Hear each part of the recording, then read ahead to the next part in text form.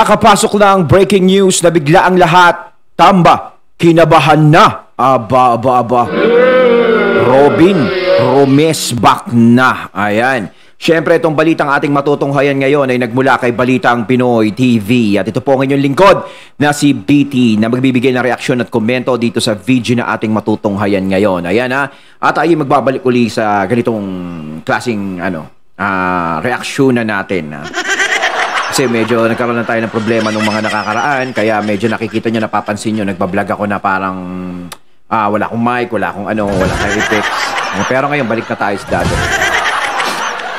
Ayan. At huwag na natin pagtagalin at sabay-sabay na natin panoorin ang laman ng video na hatid sa atin ni Balitang Pinoy TV at bibigyan natin ng reaksyon ng balitang ito. Pasok! Okay, and we are live ngayon sa ating YouTube channel. Ayun, syempre bago natin simulan ang videong ito, nais ko nga pala magbigay ng credits dito sa video na ating matutunghayan ngayon at bibigyan ng reaksyon. Syempre, na-miss natin ito, si Sir Donmar TV. Ayan, syempre, suportahan natin ang kanyang YouTube channel, mga katunay na Donmar TV. Ayan, syempre, pagpatuloy natin. At may panibago na naman tayong updates ngayon patungkol dito sa Makabayan Black ng si Franz Castro sa isinusulong nila na impeachment laban dito kay VP Sara. May 10 pledges na raw sila. Tapos sinabi pa nila wala pang pumipirma sa kanila.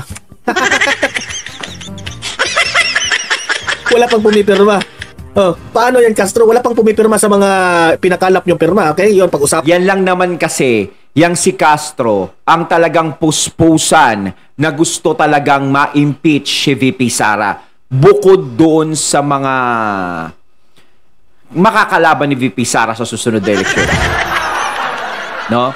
Pero ito talaga, Makabayan Black, si Castro talagang pupuspusin niya yan. Sinasamantala niya yung pagkakataon na to hanggat nasa kanila yung pagkakataon na kinukonsinti sila sa ginagawa nila. Dahil ang inaantabayanan nila dyan, alam nyo kung bakit? Kapag si VP Sara, na sinasabi ko dati, kapag yan ay nakatawid hanggang 2028 at hindi nyo pa nai-impeach yan, alam nila mangyayari sa kanila. Diba? Babalikan sila ng matinding karma. Yun ang kinatatakot nila. Sigurado, kung si VP Sara ang magiging presidente, magbabalot-balot yung mga yan. Pa natin yan. Marami tayong topic ngayon ha. Pangalawa natin pag-usapan ay ito. Sinabi ko na ito dati nung nandun tayo sa Maynila. Si Senator Robin Padilla po, sa kampo po ng mga Duterte, gusto pong patakbuhin si Robin Padilla bilang Pangulo ng Pilipinas. President Robin Padilla. Ayan. Aba, si Robin Padilla gustong patakbuhin presidente ng Pilipinas. Ano sa tingin nyo, mga katunay, sa sinabi ni Sir Donmar na tinutulak si Robin na kumandidato na presidente? Ito ba ay kung sakasakali matuloy ang impeachment kay VP Sara? Parang si Robin Padilla ang magtutuloy? Fit ba si Robin Padilla para maging presidente ng Pilipinas? Yan ay ayon ni Attorney Panelo. Aba? Kasi nung time na may kadebate itong si Panelo doon kay si Renato Reyes, nagdebate sila. Kung sakasakaling ma-impeach itong si VP Sara, at alam naman natin kapag ma-impeach si VP Sara, sa ating constitution po, hindi na siya pwedeng tumakbo in any position. So, ayan, kinausap na ni Attorney Panelo si former President Duterte na ang ipalit nila kay VP Sara ay si Robin Padilla. Yan. I-explain natin yan mamaya ha. Yan ang pangalawa natin pag-uusapan. Kasi interesting ito matatakot talaga sila dito kay Robin Padilla. Pangatlo nating pag-uusapan ay ito binalita ito ng yung ating minamahal na istasyon na SMNI. Ito raw si Romualdez, ginamit niya ang buong puwersa ng gobyerno. Kontakin mo, no? Kung iisipin natin, no? Dating artista, bad boy lang, no? Tapos naging senador. Tapos maiisip mo, magiging presidente kung tutuusin, no? Ang layo na ng nililipad ni Senator Robin. Para sa kanyang ambisyon na maging presidente. Yan, pag-usapan din natin yan para alam ng taong bayan. Ito talaga may problema Talagang dito talaga nagmula ang problema. Kung ano itong mga palihim na diskarte ni Martin Ay Romualdez. nako Sir Donmar, hindi na palihim yung mga diskarte niyan. Halos bulgara na eh. Sampalan na sa mga tao, mga diskarte niyan. Para lang sa kanyang ambisyon na maging presidente. Yan, pangatlo natin pag-usapan. At last but not the least na ating pag-usapan ngayon, ito, nakakamangha pero totoo naman kasi. Ang pagiging mahinang leader ni Bongbong Marcos, ito yung dahilan kung bakit binubuli tayo ng ibang bansa. Kasi sa panahon po ni former President Duterte, alam po ng buong mundo na strong leader itong si former President Duterte. Oo, Kaya nga, ang daming bumilib kay FPRRD noon. 'Di ba? Nung siya ang presidente, halos nga naging tropa-tropa pa natin yung Russia at China. 'Di ba? Bihirang makipagtropa yung mga 'yan. Oh, may respeto kay PRRD. Oh, ang Amerika noon bumilib sa si Donald Trump, 'di ba? Bumilib sa ginawang pamumuno ni FPRRD. Ewan ko na lang ngayon. Doon sa bago ngayon. Puro sakit ng ulo na yan. grabe yung respeto ng mga leaders ng buong bansa. Pero ngayon, nakikita ng buong mundo na talagang weak itong si Bongbong Marcos. Okay, yan, pag-usapan din natin yan. Mahalaga yan para you will understand the comparison between Duterte and itong si Marcos. Okay? Pero bago natin yan pag-uusapan, help me po na i-like muna ha at i-share itong video na ito. Yes! Para guys, kakalat ito sa taong bayan. Okay, sabay-sabay nating i-like muna at i-share itong video natin, Facebook at YouTube. Yes! 1, 2, 3, go! Go! Okay, like and share para maraming makalam. Donmar And also TV. guys, paki-subscribe at paki-follow ito para lagi Ayan, kayong updated sa mga subscribe balita nyo, na Sir kagaya Donmar nito. TV. At ma-notify ang inyong mga cellphones kung meron tayong breaking news. Okay? So, kagaya nito, breaking news ito. So, sabay-sabay natin i-follow, i-subscribe, Facebook at YouTube. Ready? Follow, subscribe. 1, 2, 3, go! Go! Ayan, thank you very much. Okay, so simulan na natin yung ating pag-uusapan. Ito nga, nag-vlog tayo dito last week na posible na si Robin Padilla ang papalit kay VP Sara sa 2028. Aba? Kasi kung magtagumpay sila na ma-impeach si VP Sara, ang impeachment po, nakasaad sa ating konstitusyon, hindi na pwedeng tumakbo in any position. Okay? So, ang mangyayari sa kampo po ng mga Duterte, ang gusto nilang patakbuhin, si Robin Padilla. So sa tingin ko, parang ang nagiging basihan dito, is yung pagiging number 1 ni Senator Padilla doon sa senatorial. Kaya parang siya yung magiging pambato. Baka sakasakali na maraming uling bumoto sa kanya. Ang tanong dyan, yung tiwala kaya ng mga tao, kay VP Sara sa mga Duterte, ay makuha kaya ni Robin Padilla? Magtiwala kaya ang mga tao kay Senator Padilla kung sakaling siya itatakbong presidente?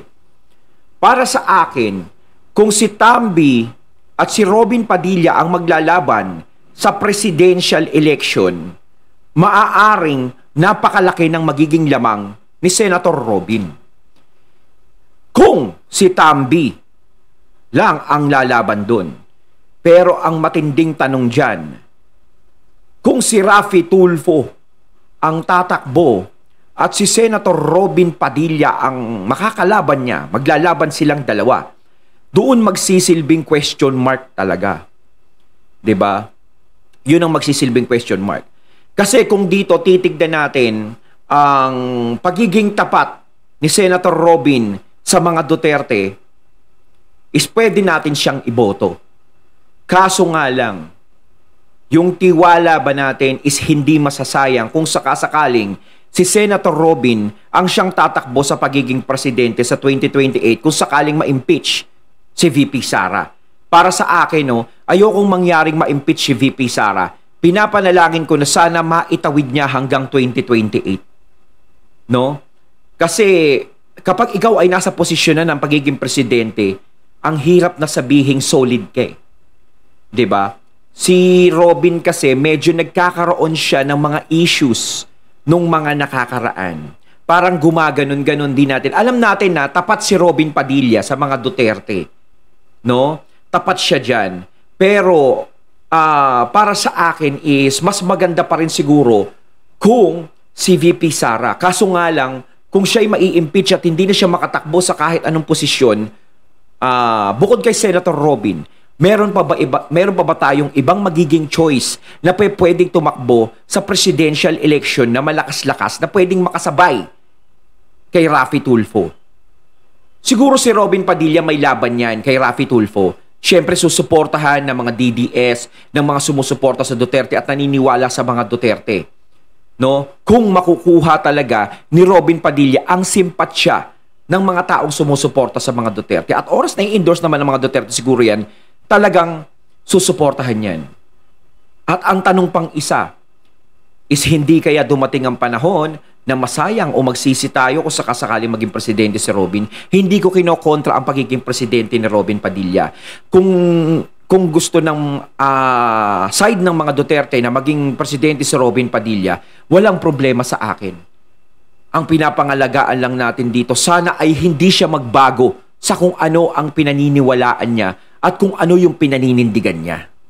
Okay, yan ang sabi ni Attorney Panelo. Ngayon, kinonfirm na yon ang magiging second plan nila. Okay? I don't know. Panuorin natin itong video na ito kung nagkausap na ba si Panelo at si former President Duterte patungkol dito. O sumang-ayon ba si Tatay Digong dito? Kasi ako po, si Robin Padilla sa aking tingin, Ayan. number 1 siya last 2022 election sa senatorial. Number 1. Diba? Meaning to say, marami po ang gusto ni Robin Padilla.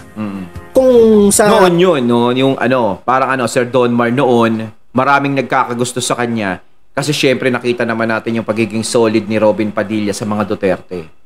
Kaso nga lang nitong mga nakakaraan, nagkaroon ng issues, hindi kaya maging basihan yun ng mga tao para yun ang maging kay Robin Padilla. 'Di ba? Tanong na kaya ba ni Robin Padilla na maging presidente ng Pilipinas? At eto pa, tama nga naman yung tinatanong ni Sir Donmar. Kaya ni Senator Robin Padilla ang maging presidente ng bansa. Ang pagiging presidente ng bansa ay hindi basta-basta lang. Napakahirap na posisyon yan. 'Di ba? Lahat sa iyo nakafocus. Lahat ng problema ng bansa is sa iyo talaga babagsak. 'Di ba? Na ikaw ang dapat lumutas.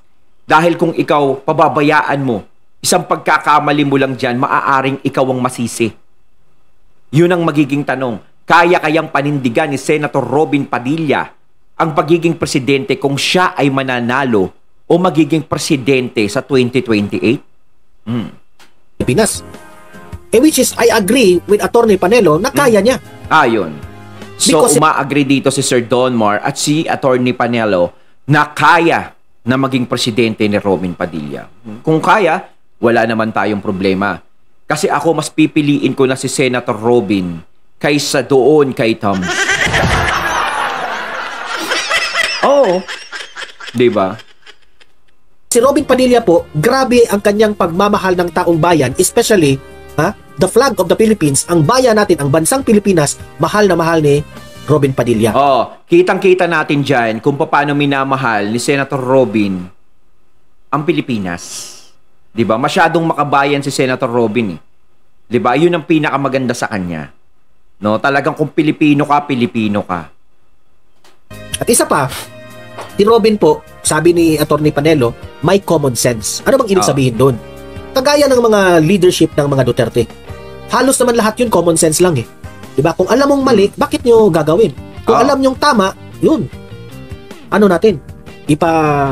Paramihin natin yung mga tama. Diba? Ganon si Robin Padilla eh. Hindi ito abogado, hindi naman ito pero nag-aaral ng batas. And I know kung mapresidente itong si Robin Padilla, ito paningin ko lang ito this is my own opinion. Kung sakasakaling manalo si Robin Padilla, which is malayo pa naman yan ng 2028 election, kung manalo siya kasi wala na pong choice ang PDP. So si Robin Padilla, kumbaga parang si Robin na lang yung nakikita nila kasi yan lang ang pinakamalakas eh. 'Di ba kung tutuusin yung may laban-laban. Tatakbo. Kung manalo, let's say, dahil ini-endorse, hindi ba pwede si Sir Donmar? Hindi ba pwede si kung sakasakali lang si Baste Duterte, si Pulong Duterte? Hindi kaya sila pwede? Hindi ba sila fit doon sa pagiging pagtakbo ng presidente kung sakasakali? So ni Tatay Digong, kung manalo si Robin Padilla, I know for sure natutulungan ito na maging advisor niya itong si Panelo at si former President Duterte. Oh. Di ba? Malaking chance yun. Aba, dapat Kilala lang. naman natin ito si Robin. Dapat talaga. Kung sakaling manalo si Senator Robin, mas maganda yung sinabi ni Sir Don Mar TV na maging advisor niya si Panelo at si FPRRD para mas makatulong sa mga gagawin niya at magiging plano niya. Di ba? Padilla na naniniwala Para po may sa mga gumabay. prinsipyo ng mga Duterte. So meaning to say, lahat ng mga ginagawa ni former President Duterte bilang Oo. presidente noon, igagawin yan ulit ni Robin Padilla kung sakasakali. Oo, Diba? siguro. O heto, ipapakita ko tong balita nito para magre-react tayo. Naghahanda na ang kampo ng mga Duterte kung sakaling hindi makatatakbo. Alam ko sa inyo mga audience dito, hati tayo. Merong gusto kay Robin, merong ayaw. oo. Okay? Pero ito lang po ay option kung sakasakaling Oo, matanggal sakali si lang. VP Sara. Kung ma-disqualify na si VP Sara. Yun lang naman eh. Okay? Pag-usapan din natin ito kasi you will never know what will happen in the future. Di ba? Yes. Si Vice President Sara Duterte sa halalan sa susunod na taon. Sa isang pahayag, sinabi ni dating Chief Presidential Legal Counsel Salvador Panelo. Oh, ito. Nag-uusap na kami ni Presidente, former President Rodrigo Roa Duterte. Pag yan, si VP Sara, pinakulong ninyo yan. Ang patatakbuhin namin si Robin Padilla. Pag si Robin Padilla, game over na. Diba? Yan ang sabi ni Atty. Panelo ha. Again, O para sa akin kasi, no, sa 2028 election, no, yung 2028 na yan, para sa akin, wala ganong malalakas na kalaban dyan. Hindi katulad ng mga nakakaraang presidential. Siguro kung meron mang malakas-lakas na mga kalaban, kung tatakbo ang Tulfo. Yun lang. Pero kung si Tambi lang talaga itatapat sa kanya, sa pagiging presidente, maraming sisimpat siya kay Robin Padilla. No? Talaga ang nagiging palaisipan lang sa akin, kung sakasakaling tumakbo si Senator Rapi, medyo talagang maglalaban silang dalawa. Kasi kay VP Sara at kay Rafi Tulfo, alam naman natin, umuungos si VP Sara sa mga survey kay Rafi Tulfo. Pero kay Robin Padilla, hindi pa natin alam.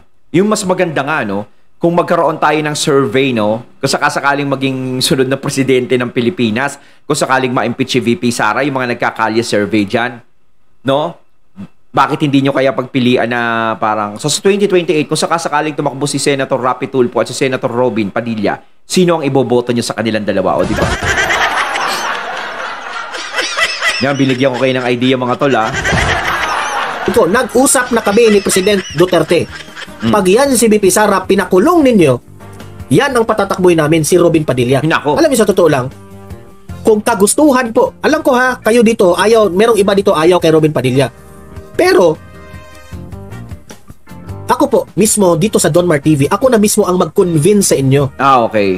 Kung si Tatay Digong na po ang magsabi na si Robin Padilla ang tumakbo, paniwalaan na natin.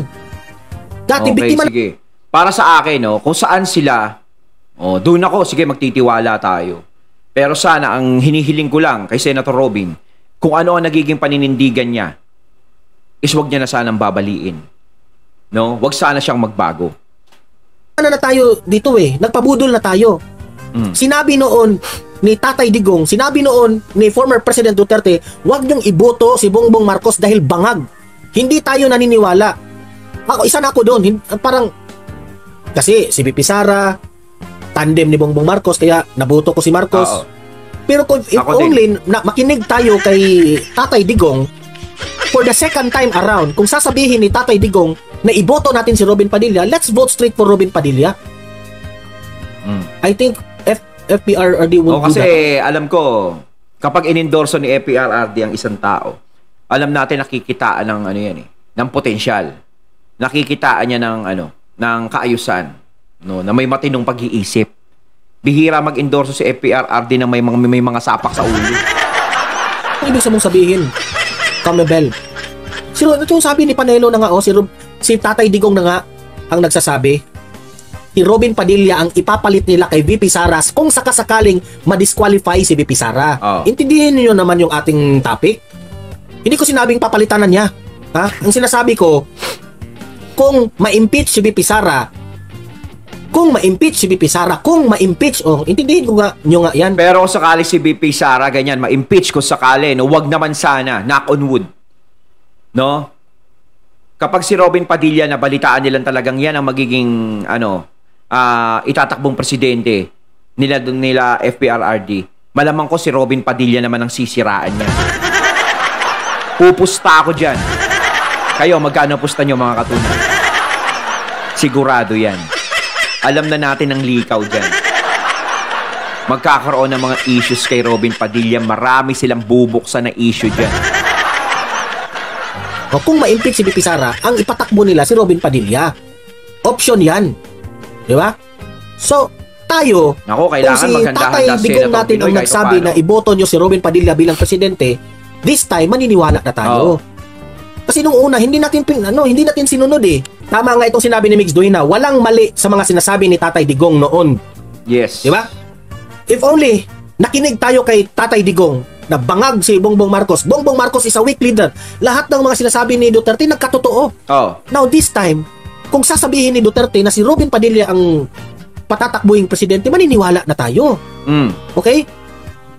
Oh, kasi kapag nag-endorse na si FPRRD, yan talaga yan eh. 'Di ba? Kanino pa ba tayo? Alangan namang si Tambi pa iboto natin. Ako talaga, pasensya na Tambi kung nakakapagsalita ako sa inang ganito, no? Si Tambi. No? Wala kasi akong tiwala sa iyo eh. Ngayon pa lang ang gara na ng pinapakita mo. Saka siguro sapat na yung ginagawa mo ngayon kasi kahit pa paano naranasan mo namang maging presidente kasi parang ikaw na ngayon yung presidente. Tama na Sa akin, experience. bilang Donmar TV, sa mga audience na nanonood dito, yun ang makonvince ko sa inyo. Oh. Ano natin, sundin natin kung ano yung sabi ng Tatay Digong natin. Okay? Sundin natin. Kasi si Tatay Digong ang nagsasabi eh. That's ayon kay Attorney Panelo. Sundin natin. Kilala natin si Tatay Digong na kapag siya yung magsabi, alam niya yung kanyang ginagawa. Ayok. 'Di ba? Akala natin noon. Yan ang pinagsisihan ko eh. Aaminin ko talaga yan. Hindi naman tayo ako kasi perfect. dati nakinig kay Tatay Digong. Kumbaga si Tatay Digong ano niya, kumbaga alam niya na eh. 'Di ba? Sinabi niya na eh, 'di ba dati? Kaso hindi tayo nakinig, dire-diretso pa rin syempre. Syempre nakita natin si VP Sara katandem niya eh. Ni ano eh. Hindi, siguro matino yan kasi nakitandem si VP Sara eh. Stop. Yan ko. Akala ko nung sinabi ni Tatay Digong dati na BBM bangag, si BBM weak leader, akala ko kasi strategy lang. Maganda niyan kung si Senator Robin Padilla ang tatakbo na presidente, tapos si Marcoleta vice president. Para sa akin, no, parang ang mas maganda, sa tingin ko lang ha, obserbahan natin ngayong 2025, Sir Donmar, obserbahan natin kung ano ang magiging lagay ni Kong Marcoleta sa presidential. Sa senatorial. 'Di ba? Kung ano ang magiging lagay niya doon, kung magiging number 1 ba siya, kung marami bang boboto sa kanya. Kung si Kong Marcoleta siguro ang maging number 1, no? Sa senatorial, maaaring si Kong Marcoleta pwede. Fit siya sa pagiging presidente na tumakbo. At si Senator Robin sa 2028 maganda maging vice president. O mga katunay, pabor ba kayo sa naisip ko? 'Di ba? Kung sakasakali lang naman, 'di ba? Hindi pa rin mawawala si Senator Robin para at least kahit vice president si Senator Robin, 'di ba? Napapag-aralan niya na kung paano maging presidente kay Kong Marcoleta. Ngayon, kung sakasakaling gamay na gamay niya ng pagiging vice president, pwede siya tumakbo sa susunod. 'Di ba mga katunay? Tama ba yung naisip ko? Obserbahan muna natin si Kong Marcoleta. Pero kung i-endorso talaga kung sino talaga ang i-endorso ni Tatay Digong, syempre, yun ang suportahan natin dahil alam naman natin kung sino ang i-endorso ni Tatay Digong is right choice talaga. No? Ngayon, maniniwala na ako kay Tatay Digong. Pag sinabi niya na. Yun, ganon, ganyan. Pero hindi. Si Tatay Digong po, once magbitiw yan ng salita, grabe yan. Ayun, at ating natunghayan ng video na nagbula kay Balitang Pinoy TV. At syempre, natunghayan natin ang boses na yun na binigyan natin ng reaksyon, yung video na nagbula kay Sir Donmar TV. Kayo mga katunay, kumbinsido ba kayo? O gusto nyo ba na tumakbong presidente si Senator Robin sa 2028 kung sakaling wag naman sana ma-impeach si VP Sara, knock on wood? No? Comment lang po kayo sa comment box. So once again, I'm BT and I'm out. Peace.